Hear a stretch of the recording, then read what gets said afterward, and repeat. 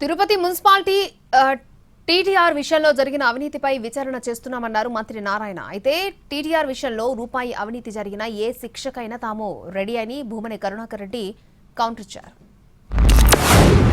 అంటే తణుకు లాగా ఇక్కడ యాక్చువల్గా అవి రాలేదండి. యాక్చువల్గా ఇక్కడ చేయించాము 1 or 2 వెరీ ఫ్యూ వచ్చినాయి యాక్చువల్గా. అందుకనే ఒక్కొక్కటి స్టడీ చేస్తూ వాళ్ళు జాగ్రత్తగా లాంటి వరకు అన్ని చేసేవాళ్ళు. ఫస్ట్ రాగానే తీసుకున్నది టీడీఆర్ బాండ్లు యాక్చువల్గా ఇష్యూ. దాన్ని కూడా వీలైన తొందరలో చేస్తారు.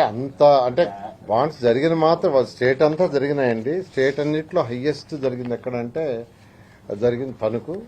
తర్వాత అదే తరహాలు అక్కడక్కడ కొన్ని చేశారు. టీడీఆర్ బాండ్ల విషయంలో ఏ విచారణకైనా సిద్ధంగా ఉన్నామని ప్రకటిస్తున్నాను నేను. కానీ దీనికి సంబంధించి నేను ఏ రోజు కూడా స్పందించలేదు. జనరల్ గా నా మీద వచ్చేటువంటి విమర్శలకు నేను వెంటనే స్పందించటం కూడా నాకు అలవాటు లేదు. ఇవన్నీ కూడా రాజకీయాలలో చాలా సర్వసాధారణమైనటువంటి విషయాలే కదా. ₹1 అవినీతి మేము చేసి ఉండినా మేము దేనికైనా కూడా ఆ శిక్షకు బద్దులమై ఉంటామనని